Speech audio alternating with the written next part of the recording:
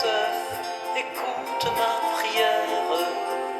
Guide-moi vers lui comme un enfant. Saint-Joseph, obtiens-moi sa lumière pour rester en lui toujours présent. Bien-aimés du Seigneur, bonjour à tous et à toutes. En ce 19 mars 2021, nous avons la joie de célébrer avec l'Église universelle Saint Joseph, l'époux de Marie. L'Évangile est un extrait de Luc au chapitre 2, versets 41 à 51. Nous l'avons remarqué. Il s'agit, n'est-ce pas, d'un texte tiré des évangiles de l'enfance. Célébrer Saint Joseph, nous faisons déjà un clin d'œil à tous ceux, un coucou à tous ceux qui, à travers le monde, nos familles, et même nos proches, nos connaissances, se prénomment Joseph, ainsi qu'à toutes les œuvres qui sont dédiées au patronat de Saint Joseph. Oui, le 8 décembre 2020, sa sainteté, le pape François a publié une lettre apostolique. Cette lettre contient la mention et le rappel du 150e anniversaire de la déclaration de Saint Joseph comme patron de l'Église universelle. Dans ce texte, le pape invite tous les croyants et les âmes de bonne volonté à ouvrir, à célébrer, à consacrer une année à Saint Joseph, allant du 8 décembre 2020 au 8 décembre 2021. Et le titre de la lettre, avec un cœur de père. Bien-aimé, cette lettre est assez profonde.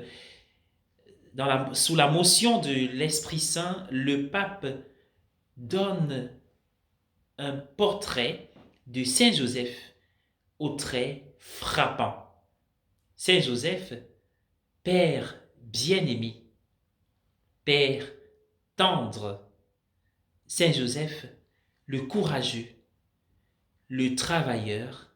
Saint Joseph, le Père obéissant, discret, le Père efficace. Rappelons-nous que cette lettre est rédigée dans un contexte particulier, le contexte covidien, depuis l'apparition de ce virus, avec tous les dégâts dans tous les domaines que nous connaissons et même que nous ignorons d'ailleurs, que nous connaîtrons peut-être.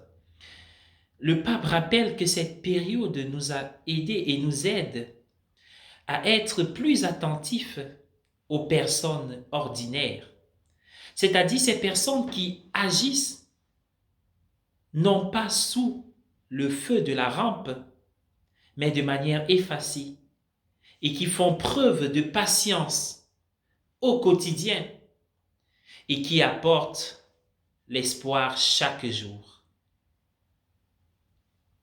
Alors, le pape nous invite à imiter, à ressembler à Saint Joseph, c'est-à-dire à être obéissant, à l'écoute du verbe, de la parole de Dieu, à être discret, mais aussi à se laisser aller à l'action de Dieu par son esprit à nous, au dessein du Seigneur. Mais justement, Saint Joseph, bien que discret, a accompli un rôle irremplaçable et incomparable dans l'histoire du salut. C'est vrai qu'il était absent pendant le ministère public de Jésus, il faut le reconnaître, mais Saint Joseph est présent dans les moments importants de la formation de la vie de Jésus. Et en tant que présent à ces moments-là, Saint Joseph savait écouter la voix du dessein de Dieu. Il était là, comme dit le texte d'évangile d'aujourd'hui, Luc au chapitre 2. Il était là pendant la vie de Jésus. mais il s'est senti aussi perplexe et parfois ne comprenait pas la réaction et le plan de Dieu.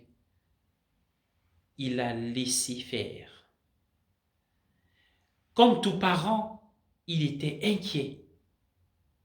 C'est inquiétant comme avec Marie, bien sûr, de l'avenir, de l'histoire, du destin de cet enfant.